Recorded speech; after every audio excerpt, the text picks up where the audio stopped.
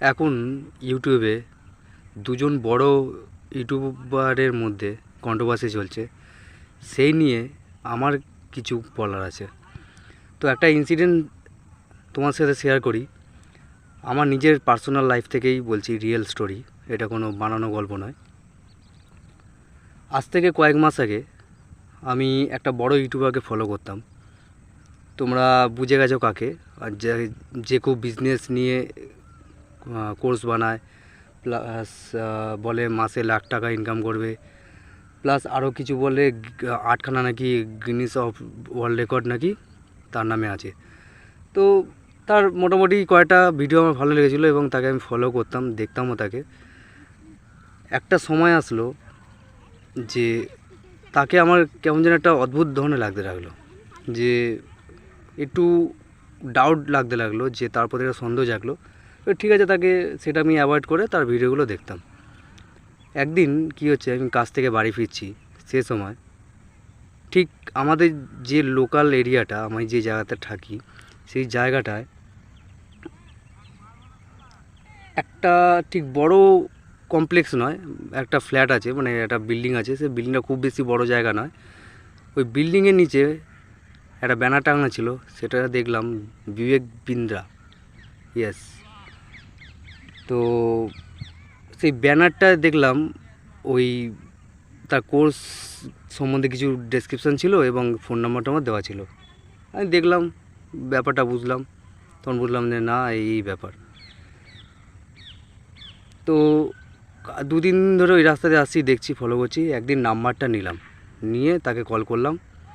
সে ওই যে বিল্ডিংটার নিচে ব্যানারটা ছিল, ঠিক পেছনে যে ফ্ল্যাটটা ছিল, বিল্ডিংটা ছিল, ওই ফ্ল্যাটে আমাকে ডাকলো। তাদের অফিস দেখলাম, 2জন লোক ছিল, তারা আমাকে তাদের পুরো বিস্তারিত বিষয়গুলো জানালো কোর্স সম্বন্ধে। তারপর আমি চিন্তাভাবনা করলাম যে ঠিক আছে, পরে দেখছি, তার সাথে আলোচনা করলাম, তো ওখান দিয়ে বেরিয়ে চলে আসলাম। পরে যখন চিন্তাভাবনা করলাম যে অনলাইনে তো এত কিছু হচ্ছে, অফলাইনেও চলে এসছে, তারপর দেখলাম অনেক কিছু ওদের সাথে কথা বলার সময় অনেক ডাউট আমার মধ্যে জাগছিল। সেগুলো নিয়ে আমি বিস্তারিত পরে আলোচনা করব, কী হয়েছে না হয়েছে। তারপরে ওই তার সাথে মিটিং করার পর তারা আমাকে বারে বারে তাদের সেমিনারে তাদের অন্যান্য যে লিঙ্ক আছে আমাকে পাঠাতো। আমি যেতাম না, তাদেরকে আমি অ্যাভয়েড করতাম। তারা বড় বড় অনেক কিছু বলতো। আমার জায়গায় যদি অন্য কেউ হতো, সে তো কনভিন্স হয়ে যেত, কিন্তু বাট আমার সেইভাবে আর্থিক তো অবস্থা ভালো ছিল না, তো আমি সেইভাবে যোগ করিনি, তাদের যে এনরোল করিনি আর কি। তারপর কয়েক মাস কেটে গেল, তারপর থেকে আমি তার ভিডিও আমি দেখতাম না, তাকে আমি ফলোও করতাম না। তখন বুঝতে পেরেছিলাম যে এ কিছু একটা ব্যাপার আছে। এখন যেহেতু এটা প্রকাশ চলেছে তা বলে নয়, কিন্তু আমি বুঝতাম যে এটা এরকম কোনো হতে পারে, কিন্তু সিওর ছিলাম না যে এরকম যে হবে, একটা স্ক্যাম বিজনেস টাইপের। রীতিমতো দিন এগিয়ে গেল, এখন এই সব ঘটছে। তো আমি দোষটা সেই লোকটাকে দেবো না, সেই ব্যক্তিটাকে দেবো না, দেবো আমি জনসাধারণকে। জনসাধারণের এতটা লোভ, তারা সবাই মনে করে যারা যারা এই স্ক্যামে ফেসেছে, আমি তাদেরকে দোষ দেবো যে বিজনেস করতে হলে প্রথমত বিজনেস সবার জন্য নয়, আর দ্বিতীয়ত যে তোমাকে বলছে যে এত টাকা দাও, মাস গেলে লাখ লাখ টাকা ইনকাম করে দেবে, তার মানে সেই ব্যক্তিটার মধ্যে কতটা লোভ আছে যে অল্প সময়ের মধ্যে যে প্রচুর টাকা কামাতে চাইছে। যে ব্যক্তি এরকম প্রলোভন দিচ্ছে যে অল্প সময়ের মধ্যে টাকা এগোতে, কেন তাদের মধ্যে ডাউট জাগে না, কেন প্রশ্ন জাগে না যে এই বিষয়টা, যে কোর্সটা, যে বা এই যত রকম বিজনেস চলছে, এটা যে ফেক হতে পারে বা এটা যে মূল্যহীন হতে পারে, এই প্রশ্নগুলো তাদের মধ্যে জাগে না। তো আমার মধ্যে তখন প্রশ্নগুলো কাজ করেছিল, সেহেতু আমি বুঝতে পেরে সাইড করে চলে এসেছিলাম। এখন বিষয়টা এখন একটা সত্যিকারের একটা বড় একটা স্ক্যাম বিজনেস হতে আছে, যেখানে এখন আদালতে নাকি চলে গেছে, কোর্টে চলে গেছে এবং মোকদ্দমা চলছে।